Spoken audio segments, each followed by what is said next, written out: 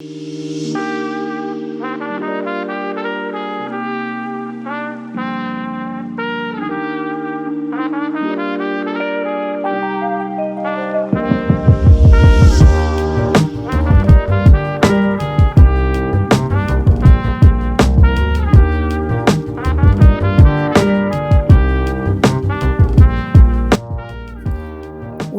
to episode 2 of hashtag 15-minute conversations.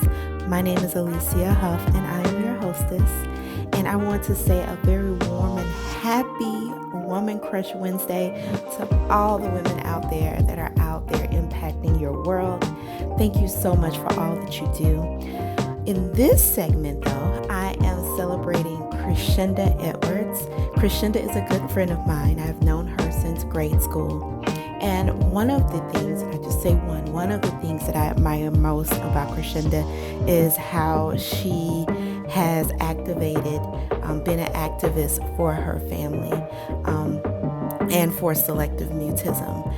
Creshenda has a beautiful baby girl named Cadence, and she has Selective Mutism. And Creshenda really brought awareness to me of something that I never knew about. So I just wanted to share her testimony and her words with you today. I hope they bless you, and stay tuned. We will continue our conversation with Creshenda Edwards.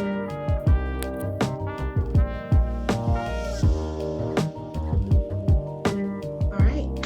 Well, thank you so much for being a part of this interview, Shenda. I have Creshenda Edwards. I grew up with Shenda, so that's why I call her her maiden name. So I have Shenda on the call to do an interview with me. So Shenda, thank you so much for joining me today. You're welcome. It's great to hear your voice. I brought you on mainly because I have admired from a distance how much you have been outspoken and brought awareness about selective mutism. And from my understanding, selective mutism is something that you've experienced as a mom. So I just wanted you to kind of explain your experience. Can you kind of tell us what selective mutism is and how it has impacted your family? Yes, selective mutism is classified as an anxiety disorder. It's where a person, it can be a child or it can go into adulthood, where a person can talk. However, they only speak in selective places, to selective people, selective environments.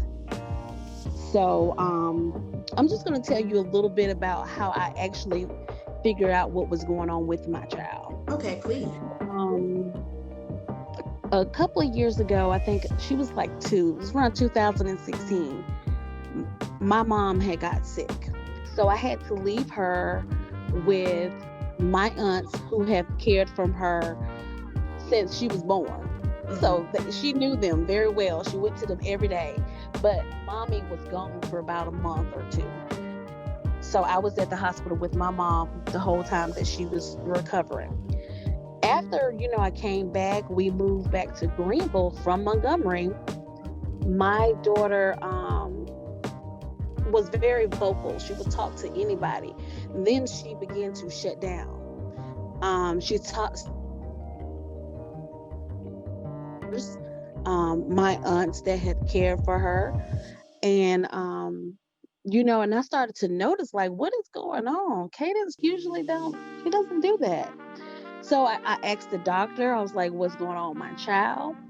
He was like, oh, she's just shy. You should force her to talk.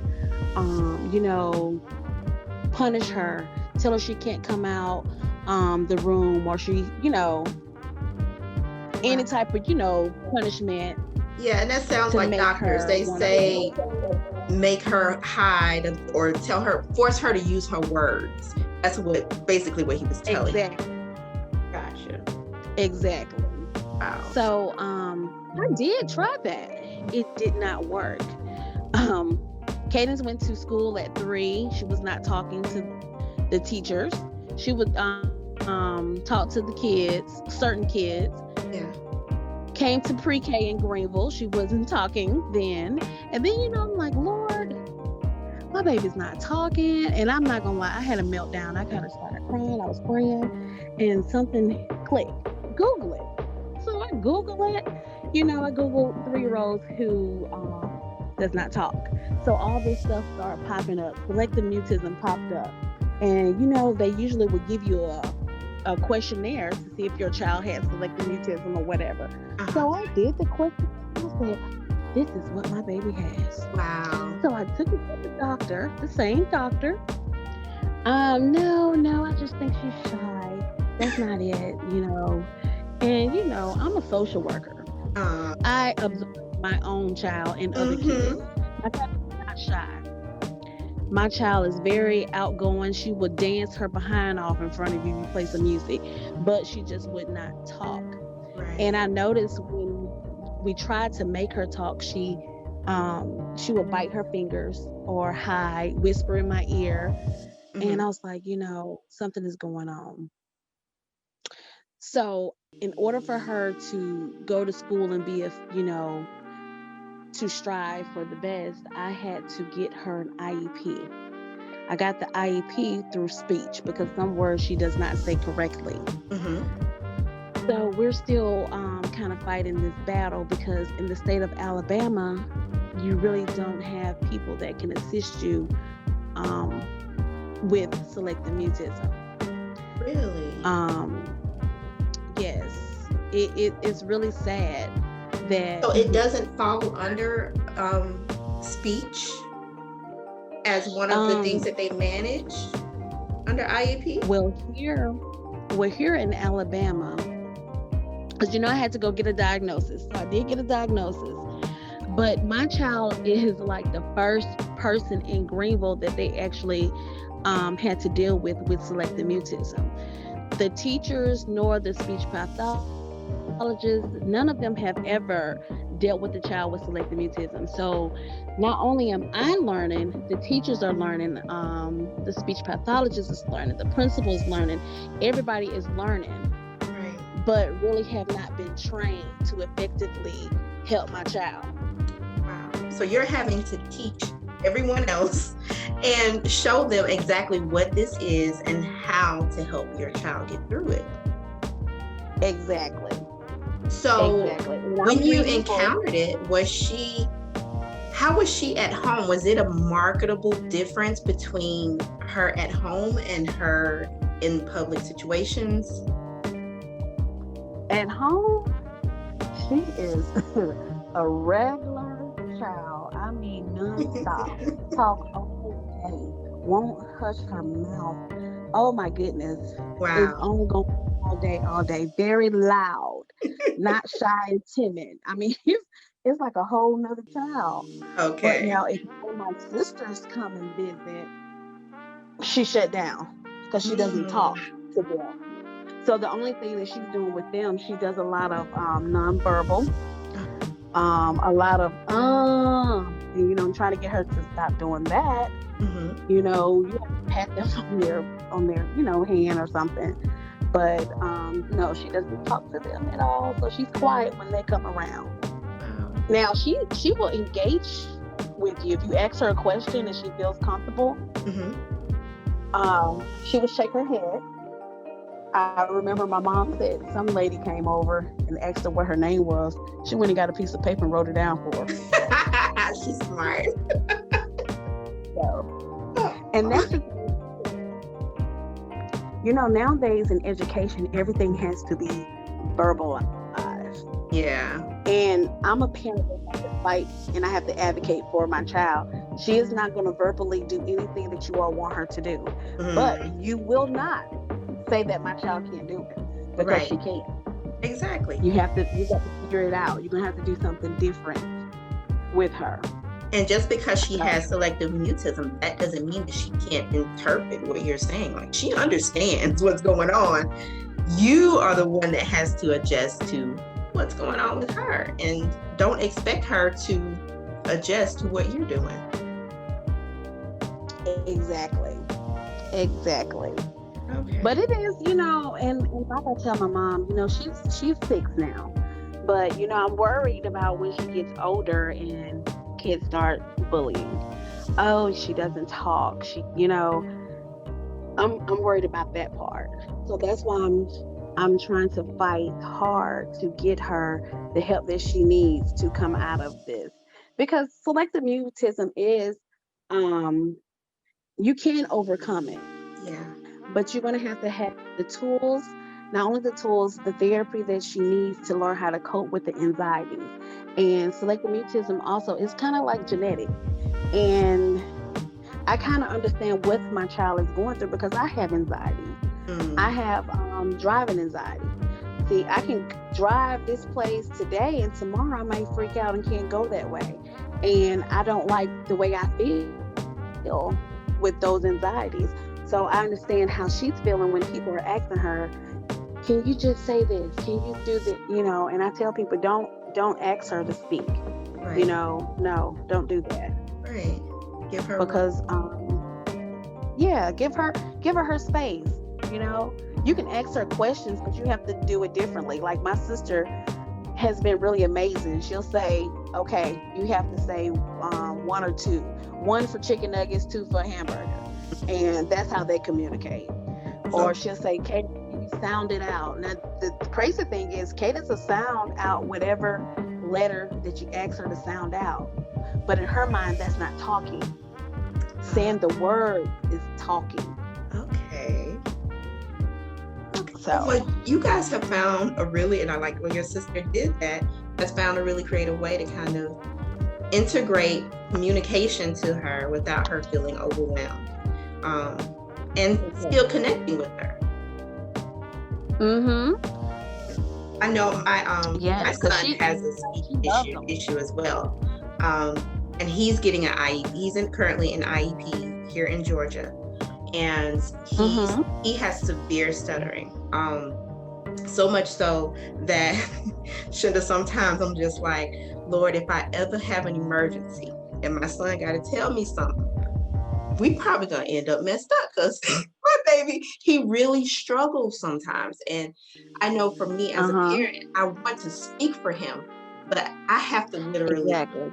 stop what I'm doing and I have to wait however long it takes. And Mm-hmm. sometimes it takes him up to 3 minutes just to get whatever he has to say out.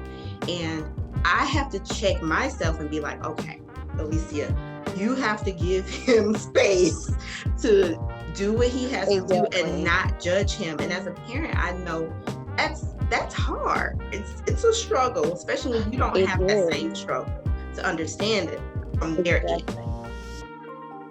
Exactly. And we as parents, we just have to slow ourselves down, like you said, and just let them take their time and we have to be patient, extremely patient sometimes, because it's hard. It is hard.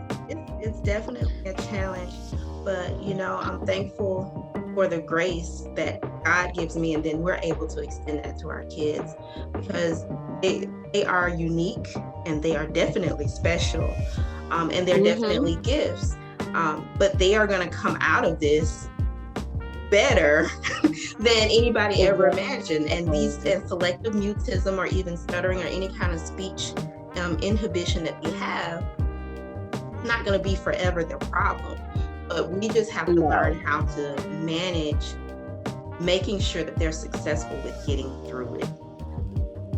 That's Exactly. so. Exactly. I know for you, do you have like any kind of advice you offer to a parent or any young woman that has a kid or anyone that's even connected to a child that has any type of challenge in speech or any other aspect? What kind of advice would you offer them? I always, because I work with parents as well, I always tell my parents, we are our children's voices. We have to advocate for our children because who else is going to do it? We do it best. We are with that child 24/7. Well, until they go to school, but we're with that child. So Yeah. we know our children, we know them. And sometimes, sometimes we have to go over the doctor's heads. Sometimes we have to go over the teacher's heads. But my main thing for a parent, you have to advocate. You have to do your own research, understand laws for yourself so that you can effectively advocate for your child. Because there are people that will look over your child. They wouldn't care about your child. Because I can say about my godson, he did not have a great experience in kindergarten because the teachers were talking about him. Oh, he's so bad. He's so active. He has ADHD. So teachers and people have to be careful how you're speaking around these children, because you don't know what's going on with them. And honey, my cousin, she advocates very well for him. That's why I tell people, make sure you know your stuff. Exactly, you do, and you have to fight those battles for them, because if you're not present, and I know me, I'm the type of parent just like you that will show up. Like if I feel any kind of thing is happening or I'm not being properly communicated with in regards to what's going on with his therapy, with his IEP or anything, I will show up. And I think as a parent, just like you said, my advice would be to be present, to also advocate for them, because if you let it go under, you cannot trust somebody else to do what you won't do for your own child. Exactly. And another thing, I see this all the time too. Parents, we have to also stop being in denial. It's okay that your child may have a speech problem. It's okay that my child has selective mutism. It's okay that your child has autism. It's okay. Yes. Do your research. Get in a program, because I follow on Facebook Selective Mutism group where I can see what other parents are doing. Get you a group. Be with people that are dealing with the same thing that you're dealing with. Get you a buddy that can help you learn how to effectively advocate for your child, and just understand that it's okay. I see a lot of people that don't get their children the proper help they need to survive in this world today, because they have a denial, because they don't want their child to have autism. They don't want their child to have ADHD. But I want people to know it's okay. It is. And okay. Avoiding it does not make it go away. In fact, it handicaps their progress to really get beyond that stigma. Exactly. Oh, and you have some people, they just don't understand that. You're right. And I have to see these kids, with parents not wanting to get them help, and it breaks my heart. Yeah, it is heartbreaking, but you know what? That's wisdom. Thank you so much for giving me that. And again, Shenda, thank you so much for doing this interview. I did have one more question. Let me ask you this, and this is just a question that I'm going to ask all the ladies. What are you passionate about today?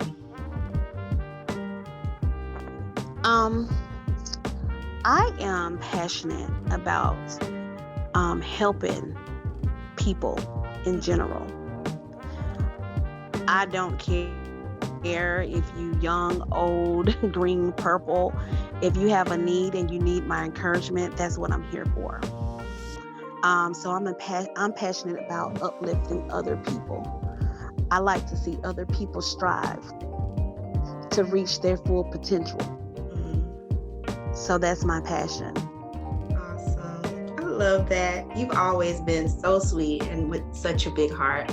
And I'm just thankful to talk to you in your grown-up stage, because we grown now and get to know you and experience you as a grown-up. We've been through a lot. So I appreciate you so much.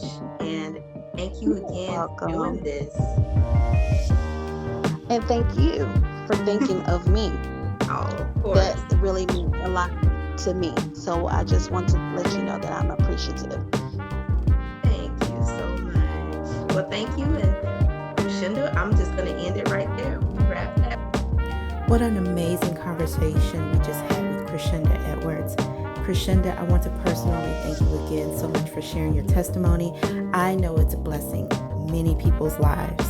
And Creshenda wanted me to make sure that I gave a huge shout out to W.O. Palmer Elementary School, their staff, and the IEP staff that are working with her and Cadence and all the amazing children over in Greenville, Alabama. Huge shout out to you. Thank you for being present. Thank you for going the extra step and the extra mile to make sure our kids are getting what they need. We can't say thank you enough. And I will also say a huge shout out to my school, Brockett Elementary, as my son is also in an IEP program for speech. Thank you all so much for seeing the need. His speech therapist is Miss Sydney. She's amazing and wonderful. She's present every week, making sure that she's working with Ashton. It's that kind of going forward and paying it forward that makes our communities and our lives a success. So thank you all, and thank you for listening to this episode 102 of Hashtag 15-Minute Conversations. I'm wrapping it up. We will talk to you next week. Bye.